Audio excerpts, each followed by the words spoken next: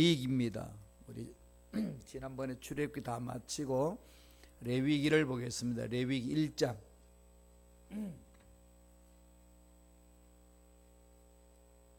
레위기 1장 1절에서 9절 말씀. 레위기 1장 1절로 9절의 말씀 우리 다 같이 천천히 한 목소리로 합독하시겠습니다. 야훼께서 회막에서 모세를 부르시고 그에게 말씀하여 이르시되 이스라엘 자손에게 말하여 이르라. 너희 중에 누구든지 야훼께 예물을 드리려거든 가축 중에서 소나 양으로 예물을 드릴지니라.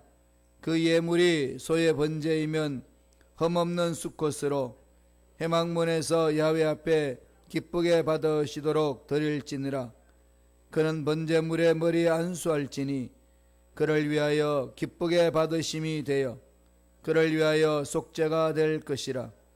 그는 야훼 앞에서 그 수송아지를 잡을 것이요 아론의 자손 제사장들은 그 피를 가져다가 회막문 앞 제단 사방에 뿌릴 것이며 그는 또 그 번제물의 가죽을 벗기고 각을 뜰 것이요 제사장 아론의 자손들은 제단 위에 불을 붙이고 불 위에 나무를 버려놓고 아론의 자손 제사장들은 그 뜬 각과 머리와 기름을 제단 위에 불 위에 있는 나무에 버려놓을 것이며 그 내장과 정강이를 물로 씻을 것이요 제사장은 그 전부를 제단 위에서 불살라 번제를 드릴지니 이는 화제라.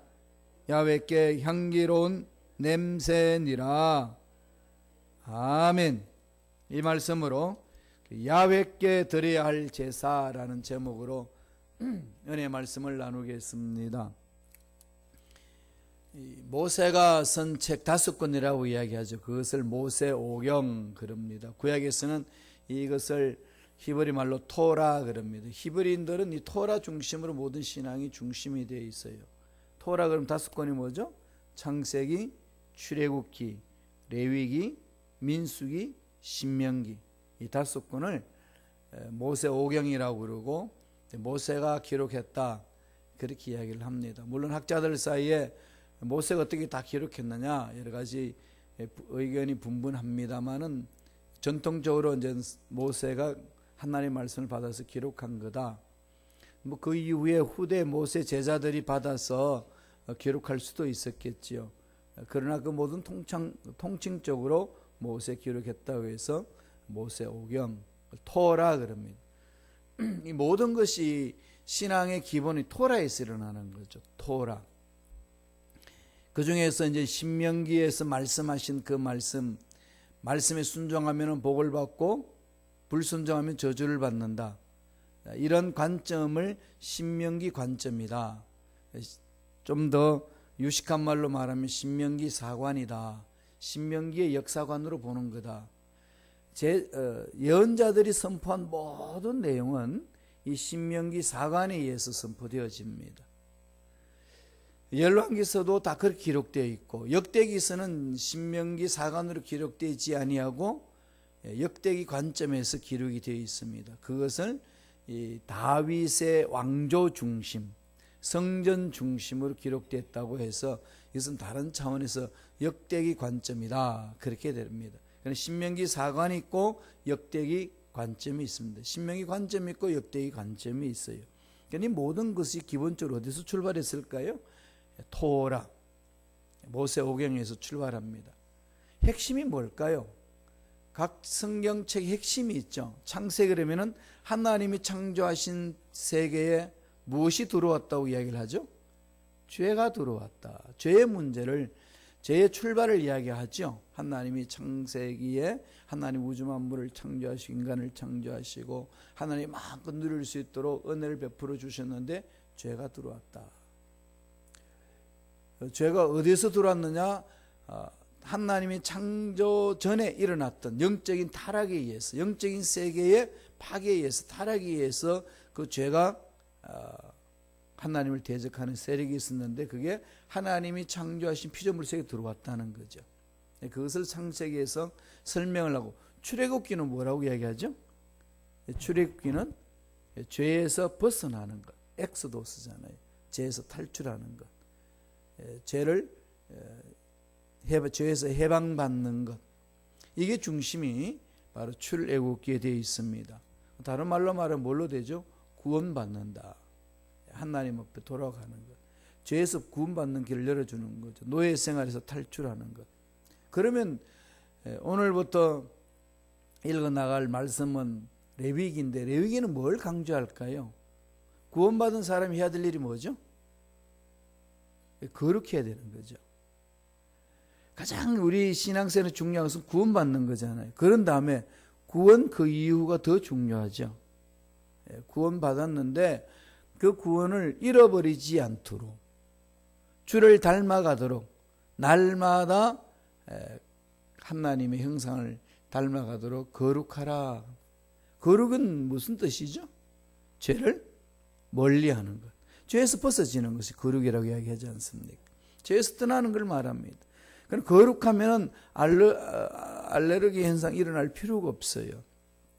아무리 과거에 죄악을 많이 범했고, 아무리 내가 삶을 봐도 추하고 더럽고 형편없다고 느껴도 우리에게는 예수 십자가의 보혈의 능력이 있습니다. 보혈의 능력으로 죄 씻음 받는 거죠. 그런 자들 하나님은 거룩하다 그렇게 말합니다. 거룩의 출발은 회개고, 회개는 예수 우리 십자가의 은총입니다. 예수님을 믿는 자에게는 다 거룩해지는 거죠. 이것을 강조하는 것이 레위기입니다. 그럼 하나님 앞에 제사를 잘 드리라. 참조로 말하면 민수기는 뭘까요? 민수기는 광야 교회를 보내주는 거죠. 광야에서 공동체 생활, 광야의 교회. 오늘날 우리들도 광야, 인생이 광야라고 그러지 않습니까? 천국으로 가기까지의 모든 과정은 광야입니다. 광야의 교회가 주제가 바로 민수기예요. 신명기는 뭔가요? 신명기 4관. 가르침이죠. 교육입니다. 이 신명기 4관에 하나님과의 관계 교육이 되어 있고, 내가 내 자신을 어떻게 바라보아야 되는지 말씀이 있고, 나와 너의 관계, 부모, 자녀, 친척, 이웃, 형제 자매들의 모든 관계 교육이 신명기에 들어 있습니다. 그래서 예언자들이 예언할 때 이 신명기에서 약속하신 말씀에 근거를 해서 잘했다 못했다 선포하는 거죠. 기준은 신명기에서 나온 그 말씀, 교육입니다. 이 모세오경에는 이 5가지가 있어요. 죄의 문제, 구원의 문제, 거룩의 문제, 교회의 문제, 교육의 문제. 이 5가지로 추각해 놓은 거죠. 그게 모세오경 토라입니다. 오늘은 레위기, 주제가 뭐라고 그랬죠? 거룩한 삶. 거룩한 삶을 사는 게 예수를 믿고, 그럼 출애굽에서 벗어난 사람들이 반드시 하나님께 가서 해야 될 일은 거룩한 삶을 유지하는 겁니다. 그래서 레위기는 하나님이 거룩한 것 같이 너희도 거룩하라, 그것을 계속 강조합니다. 구원받은 너희들은 거룩해야 된다. 애굽에서 탈출한 너희들은 거룩해야 된다. 그렇게 해야만 하나님의 놀라운 은혜를 체험할 수 있는 것이고, 예비하신 복을 받아 누릴 수 있고 나눌 수 있다는 얘기입니다. 거룩이란 말은요, 레위기에 150번 이상 기록되고 있습니다. 깨끗하다 이 말은 180번 이상 기록이 됩니다. 그럼 거룩이 주제예요. 내가 거룩하니 너희도 거룩하라. 그럼 어떻게 거룩하죠? 거룩할 수 있는 방법을 구체적으로 하나님이 말씀하신 것이 오늘 이 본문의 말씀 레위기입니다. 그 중에서 제사를 드리는 법을 가르치는 거죠. 제사 5가지 법을 이야기를 하고 있습니다. 5가지 법. 뭐죠? 제일 먼저 드리는 제사가 뭘까요? 번제. 그건 이제 짐승을 잡아서 희생 제물로 드리는 거죠. 또 하나는 제사가 뭐죠? 소제. 곡식 제사로 드리는 거 있죠. 그 다음에 또 하나는 제사는 뭐가 있죠? 화목제. 관계 회복되는 화목제. 그 다음에 속죄제. 자기 지은 죄를 씻음받는 것. 그 다음에 무슨 죄가 있죠? 남에게 배상을 해줘야 될 것. 속건제. 대인에게 주는 속죄제, 물건에 손해배설 때 물어주는 속건제, 그리고 짐승을 드리는 번제, 다음에 소제, 서로 관계에 화목하기 위해서 드리는 화목제, 이 5가지 제사를 드림으로 거룩할 수 있는 길을 열어주셨습니다. 이것을 늘 우리 마음판에 새겨야 되는 거죠. 우리 지난번에 레위기 다 했는데 다 잊어먹었죠. 이 5가지 하나님이 제사하는 하나님 앞에 나오는 방법이에요. 유대인들은 그런 제사를 드리면서 나왔습니다. 오늘 저와 여러분들은 뭘까요? 이게 제사가? 예배죠. 예배. 오늘날에는 예배를 말합니다. 그럼 그 당시 이스라엘 백성들이 제사를 드릴 때에 이방신들 섬기는 사람들 애굽에서 제사 드리는 법을 다 봤습니다. 그런데 하나님은 새로운 걸 말씀하고 있어요. 나에게 제사를 드릴 때는 이렇게 하라. 너희들이 내 앞에 올 때는 이렇게 하라고 가르쳐 주는 겁니다. 다시 말씀드리면 하나님 앞에 나아가기 위해서는 예배를 드리는 것 아니겠습니까? 그래서 인생에 있어서 가장 중요한 게 예배죠. 신앙생활에 있어서 가장 중요한 게 예배입니다. 이스라엘 백성들이 구원받고 난 이후에 가장 중요한 게 뭘까요? 제사였어요. 제사를 통해서 올바로 살고 또 사느냐 죽느냐 복을 받느냐 못 받느냐 이 모든 것들을 규정하는 겁니다. 그러면 하나님이 이스라엘 백성들에게 하나님 앞에 나올 수 있는 길을 열어준 것 제사인데 하나님 앞에 드려야 될 제사 어떤 자세로 해 드려야 될까요? 오늘 3가지로 말합니다. 이것은 곧 어떻게 예배를 드려야 할 것인지에 대해서 구체적으로 말씀하는 겁니다. 첫째로 제사를 직접 드리라는 겁니다. 이 직접이라는 말이 중요한 거죠. 여태까지는 제사장들이 드렸어요. 자기들은 구경꾼이었습니다. 근데 하나님 그러지 말라는 거죠. 네가 직접 드리라는 겁니다. 제사장 앞에 가져와서 네가 직접 짐승을 잡으라는 거죠. 제사장과 함께 동참하라는 겁니다. 그 당시에 제사장들은 특권이었었어요. 그냥 아주 영험이 있고 자기들이 제사를 씻어주는 그런 거였지 않습니까? 이제는 제사장과 함께 제물을 가져와서 제사를 드리는 걸 말합니다. 직접이죠. 구경꾼이 되지 말라. 한번 말씀을 볼까요? 레위기 1장 2절의 말씀입니다. 다 같이 한 목소리 천천히 읽겠습니다. 이스라엘 자손에게 말라 이르라. 너희 중에 누구든지 야훼께 예물을 드리려거든 가축 중에서 소나 양으로 예물을 드릴지니라. 너희 중에 누구든지 너희 중에 누구든지 하나님 앞에 드리려면 직접 하나님 앞에 가져와서 드리라 이라는 거죠. 이집트에 있을 때는 직접 하지 않았어요. 그냥 이렇게 구경하는 거죠. 다른 말로 말하면은 굿이나 보고 떡이나 먹는 이런 시기였습니다. 그럼 팔짱 끼고 이제 제사장이 어떻게 잘 드려주나 그러는데 이제는 같이 동참합니다. 짐승 잡는데. 그런 아주 영적인 효력이 있는 그런 일들을 하는 특별히 선택된 사람이 있는데 그 사람이 일하는 것이 아니라 하나님의 구원을 받은 사람들은 출애굽한 백성들은 제사장과 함께 그 일을 한다는 거죠. 오늘 말하면 뭘 말할까요? 예배를 드리는데 예배를 인도하는 전도사님이나 목사님이 모든 것이 주관하는 것이 아니라 같이 동참하는 거죠. 여러분은 구경꾼이 되어서는 안 됩니다. 그러니까 직접 그 예배에 동참하는, 즉 예배에 내 마음을 집중하는 거죠. 그래서 찬양으로, 기도로, 또 안내로, 헌금 봉사로 이 모든 것들을 마음을 모으고 성경을 또한 같이 읽음으로 동참하는 거죠. 이것은 영적인 부담감으로 오시나요? 아니면 특권으로 오시나요? 특권이죠. 예, 특권.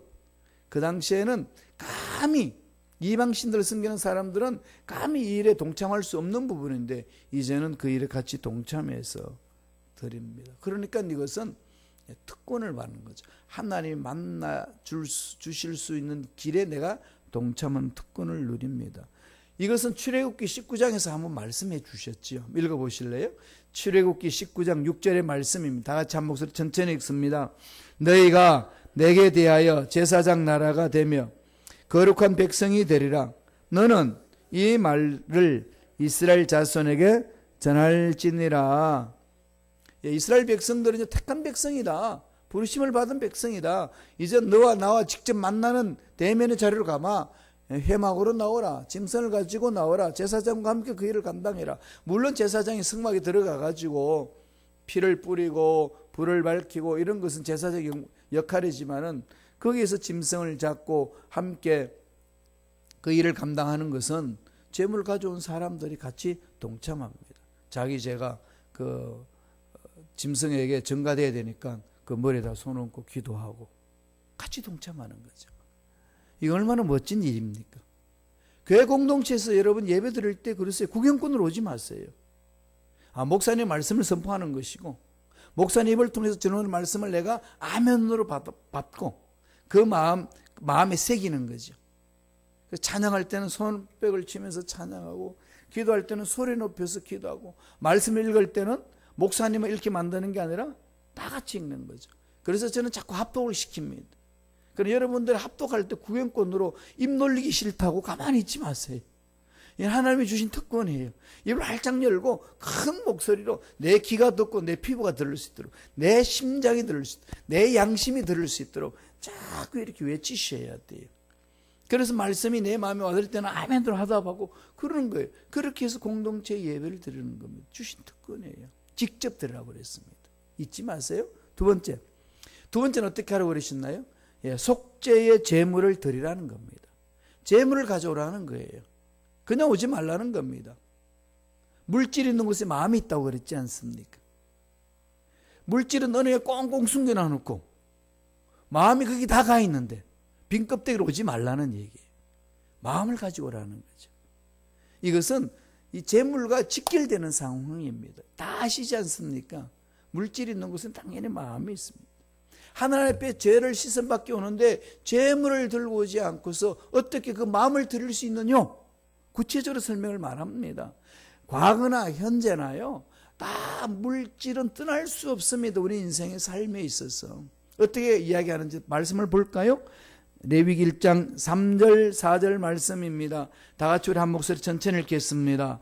그 예물이 소의 번제이면 흠없는 숫꽃으로 회막문에서 야훼 앞에 기쁘게 받으시도록 드릴지니라. 그는 번제물의 머리에 안수할지니 그를 위하여 기쁘게 받으심이 되어 그를 위하여 속죄가 될 것이니라. 짐승 가져오라는 거죠. 그것도 흠없는 수컷 가져가지고 어떻게 합니까? 그 머리 안수하는 거죠. 그 이야기는 안수라는 것은 전이 되죠. 나의 죄가 이 수컷인 소나 양이나 염소나 이런 데 다 전가되면 그런 제사장이 잡아서 제사를 드리는 거죠. 내 죄가 다 씻음받았다. 이것을 이제 상징적으로 말합니다. 여기서 보면은 아까도 말씀드렸습니다만은 5가지 제사 중에 제일 먼저 오늘 드리는 말씀 번제죠. 번제입니다. 번제, 소제, 화목제, 속죄제, 속건제. 이것은 하나님 앞에 제물 드릴 때 말씀하신 하나님의 말씀입니다. 속죄라는 말은요, 히브리 말로 카파르 겁니다. 카파르, 덮는다. 카파르, 이 말은 덮는다. 이 무슨 얘기죠? 죄를 덮는다. 번제의 1차적인 목적은 죄 씻음이에요. 모든 제사에서 가장 첫 번째 할 일은 뭘까요? 죄 씻음 받는. 하나님 나라의 첫 출발은 뭐죠? 회개하는 거. 죄 씻음 받는 거예요. 하나님 나라에 가는 모든 사람이 죄 씻음이에요. 죄 씻음을 받아 거룩한 겁니다. 그 죄 씻으면 과거의 죄, 현재 죄, 미래 죄 모든 죄를 씻어 주신다는 거예요. 믿음으로 드리는 자에게. 이보다 더 감격스럽고 은혜로운 게 어디 있습니까? 그래서 오늘 말씀에 뭐라고 그러나요? 그를 위하여 속죄할 것이라. 속죄가 될 것이라. 그런데 왜 수컷을 드리라고 그랬죠? 흠없는 수컷. 제물 중에서 흠없는 수컷. 그게 안수해야 되는데 이 말은 흠없다는 것은 최상의 것이죠. 최상의 것. 그리고 최선을 다해서 드리는 것. 수컷으로 표현한 것은 죄 없으시고 남자이신 예수 그리스도를 상징하는 겁니다. 이미 제사를 통해서 죄 씻음 받는 그 하나님이 주신 말씀은 예수님이 오셔서 메시아로 오셔서 우리 모든 죄를 다 짊어지고 가실 것을 이미 예언하고 있습니다. 그래서 이 번제는요, 각을 떼가지고 쉽게 말하면 오늘 바베큐를 하는 거예요. 바베큐를 하면 다 태워서 하나님 올려드리는 겁니다. 그 찌꺼기 나면 어떻게 하죠? 올리브 기름을 발라가지고 그 찌꺼기까지 다 태워드립니다. 그런 게 여기 보면은 여러 가지 짐승들이, 여러 가지 종류의 짐승이 나오죠. 여러 가지 종류의 짐승을 보면 여러분 무엇을 느끼시나요? 왜 하나님이 이렇게 복잡하게 하실까? 그러시나요? 왜 여러 가지 종류의 짐승을 가져오라고 그랬을까요? 사람의 형편에 맞게끔. 비둘기도 드리고, 가난한 자들은 비둘기로, 부자들은 소를 잡았어. 이게 그 자신의 형편에 맞게끔 재물을 가져오라는 거죠. 하나님을 섬기는 데 있어서 재물을 가져오는 것은 기본 사실이에요. 가난한 자도 가져오고 부자도 가져오는데 그것은 자기 가진 재물의 양에 따라서 비례해서 가져오는 겁니다. 자원에서 최상의 것을 가져오는 거죠. 억지로가 아닙니다. 자원에서 최상의 것. 그게 잘 안 될 때는 억지로라도 하다 보면은 은혜가 임하고 새로워질 수 있습니다. 그러나 근본적인 정신은 어떻게 할까요? 자원에서 최선의 것을 가져오는 것. 자기가 알아요. 자기 양심이 압니다. 내가 최선을 다해서 하나님 앞에 재물을 가져오는 건지 아니면 그냥 쓰다 말다가 그냥 찌꺼기를 가져오는 건지 본인이 양심이 알잖아요. 최상의 것을 최선을 다하는 것. 과부의 동전 두입을 헌금함에 넣었을 때 주님은 그것을 칭찬했습니다. 왜 그랬을까요? 그는 전 재산을 드렸다. 부자들에게 돈입은요, 동전 돈입은 아무것도 아닌데 그런 것에 대해서 하나님을 많다 적다로 측정하지 아니하고 그 상황에 맞게끔 어떤 마음으로 하나님 앞에 오느냐 이걸 보신다는 거죠. 교회는 그래야 됩니다. 여러분 신앙은 그래야 되는 거죠. 내가 할 수 있는 일이 최선의 것을 드리는 거예요. 레위기 1장 4절 한번 볼까요? 구체적으로 말씀하고 있죠. 다 같이 읽습니다. 그는 번제물에 머리에 안수할지니 그를 위하여 기쁘게 받으심이 되어 그를 위하여 속죄가 될 것이라. 죄를 씻어주신다는 거죠. 인간이 죄를 지음으로 누가 죽지요? 짐승이 죽잖아요. 짐승을 키웁니다. 흠없이 키우려면 얼마나 애지중지하겠어요. 그렇게 애지중지한 그 짐승을 도살하는 거예요. 그것을 바라보는 사람들 마음이 어떻겠습니까? 뇌 죄로 인하여서 내가 그렇게 애지중지했던 이 동물이 죽는구나. 그러면은 죄로 인하여서 생명이 사라지는구나. 그걸 날마다 보겠지요. 제사 드릴 때마다. 그러면 죄에 대해서 어떻게 합니까? 경각심을 갖게 되고 죄와 싸우는 거죠. 피 흘리기까지 죄와 싸울 수 있는 그런 믿음을 갖는 겁니다. 이게 하나님 앞에 나오는 거예요. 그래서 재물을 가져오라는 거죠. 네가 애지중지하게 갖고 있던 것을 가져와서 내게 드려라. 피를 다 발라야 돼요. 다 뿌려야 됩니다. 피 없이는 죄사함이 없어요. 이건 예수님이 십자가의 보혈의 피로 인해서 죄 씻음 받는 것을 예표로 보여주는 겁니다. 재물을 잡아서 피를 뿌린 후에 다 태워서 올리는 거죠. 하나님께 올려드리는 겁니다. 속죄의 재물을 가져와라. 예배 때는요, 내가 정성껏 최선을 다해서 앞에 가져옵니다. 마음을 가져오는 거예요. 하나님은 그걸 보시겠다는 겁니다. 잊지 마세요. 죄 씻음 받는 자의 이스라엘 백성들이 해야 될 일은 재물을 가져와야 되는 것이고, 오늘 저와 여러분들이 예배 드릴 때는 반드시 내가 최선을 다해서 하나님 앞에 재물을 가져와야 되는 거죠. 그 마음을 드리는 것이 중요하다는 겁니다. 마지막 세 번째로 하나님이 하시는 게 뭘까요? 향기로운 제사를 드리라는 겁니다. 향기로운 제사. 드리는 제사가 향기로워야 된다는 거죠. 향기로운 제사를 드리라. 멋진 말을 한 거죠. 너무나도 우리들이 예수 믿고 구원받고 난 이후에 예배 드릴 때 우리 삶의 자세가 어때야 되는지를 가르쳐 줍니다. 말씀을 보지요. 레위기 1장 8절 9절의 말씀입니다. 레위기 1장 8절 9절의 말씀 다 같이 한 목소리 천천히 읽습니다. 아론의 제사장들은 그 뜬 각과 머리와 기름을 제단 위에 불 위에 있는 나무에 버려 놓을 것이며 그 내장과 정강이를 물로 씻을 것이요 제사장은 그 전부를 제단 위에서 불살라 번제를 드릴지니 이는 화제라 야훼께 향기로운 냄새니라. 야훼께 향기로운 냄새니라. 예배 드리는 자의 삶은 하나님께 영광 돌리는 거지요. 나를 드러내는 것이 아니고 하나님께 영광 돌리는 삶을 말합니다. 예배 드리고 난 이후에 우리 삶을 어떻게 해죠? 하나님께 향기로운 제사가 되도록 해야 되는 거죠. 다시 말씀드리면 선한 영향력을 끼치는 겁니다. 하나님을 만난 자는 만난 기쁨이 있고 감격이 있잖아요. 힘이 있지 않습니까? 그러면 만난 기쁨과 감격으로 사람들에게 힘없어 하는 사람에게 힘을 불어넣어주고, 서로 미워하고 질투하는 사이에 하나님의 사랑으로 넣어주고, 또 죄악에 눌려서 죄책감에 빠져있고 죽음에 두려움이 있고 앞날에 문제돼서 두려움이 있는 자에게는 진리를 알지니 진리가 너희를 자유케 하리라. 그 자유를 맛보게 하는 거죠. 신앙의 궁극적인 목적은 어디에 있다고 그랬죠? 자유함이에요. 예수를 닮는 거죠. 죽음에서도 자유함이고 유혹에서도 자유함이고 두려움에서도 자유함이고 문제가 어떻게 될 것인가 안타까워하는 그 문제에 대해서 자유함이 있습니다. 성숙한 자만 얻을 수 있는 거죠. 열등의식 느끼지 않고 우울감 느끼지 않고 당당하게 맞짱 설 수 있는 힘, 자유한 자만이 갖는 거잖아요. 어떻게 자유함을 가질 수 있나요?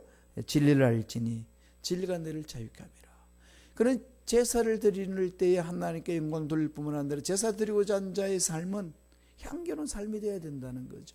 예배드린 저와 여러분의 삶은 세상에 나가서 향기로운 삶이 되어야 돼요. 교회만 갔다 오면 사람이 막 신이 나 있고, 교회만 갔다 오면 막 힘이 솟아나고, 교회만 갔다 오면 용기가 나고, 교회만 갔다 오면 희망적이고, 이런 것들을 보는 사람들 하여금 느끼도록 만드는 것이 제사 드린 자의 삶의 자세라는 겁니다. 사도 바울이 로마 교인들에게 편지 보낼 때를 구체적으로 표현해 줬습니다. 말씀 읽어보실까요? 로마서 12장입니다. 1절 2절 말씀이에요. 너무나도 잘 아시는 말씀이고 중요한 말씀이에요. 다 같이 우리 묵상하면서 큰 목소리를 읽겠습니다. 그러므로 형제들아, 내가 하나님의 모든 자비하심으로 너희를 권하노니 너희 몸을 하나님이 기뻐하시는 거룩한 산 제물로 드리라. 이는 너희가 드릴 영적 예배니라.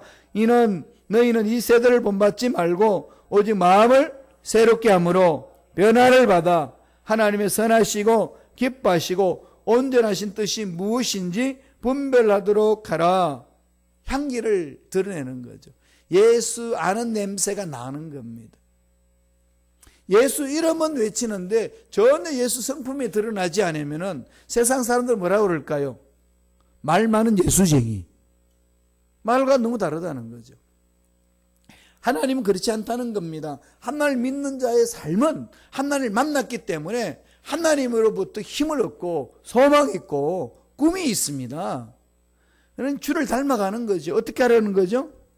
너희 모든 자비하심으로 권하는데 너희 몸을 하나님이 기뻐하시는 거룩한 산 제물로 드려. 너희 몸, 소마, 너희 인격, 이게 하나님이 기뻐하시는 거룩한 산 제물이 되라는 거죠. 살아있는 제물. 레위기에서 말하는 제물 어떻게 하죠? 각을 뜨잖아요. 다 태워버리잖아요. 죽여서 태워버리는데 산채로 제물이 되라는 겁니다. 무슨 얘기인가요?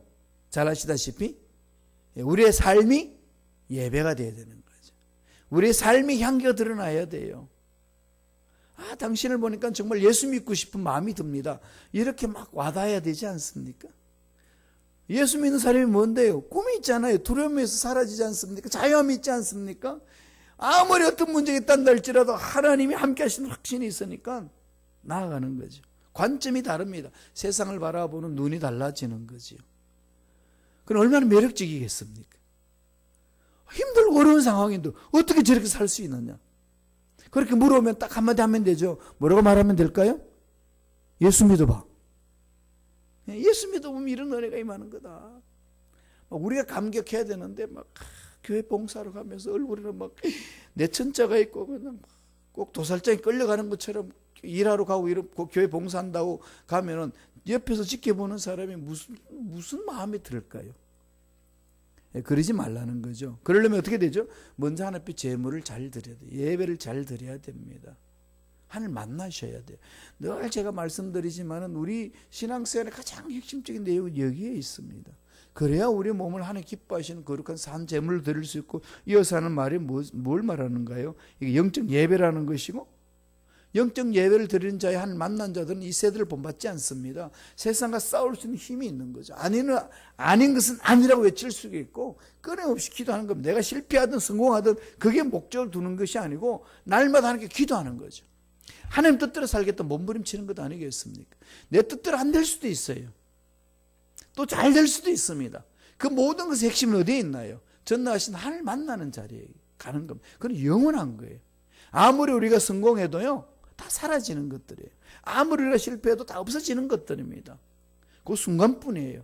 살아있는 동안뿐이지만은 우리 영원히 가질 수 있는 것은 하나님과의 만남의 사건, 하나님과의 만나서 하나님의 성품을 닮아가는, 예수를 닮아가는 것, 이건 영원한 것 아니겠습니까? 여기 집중하라는 겁니다.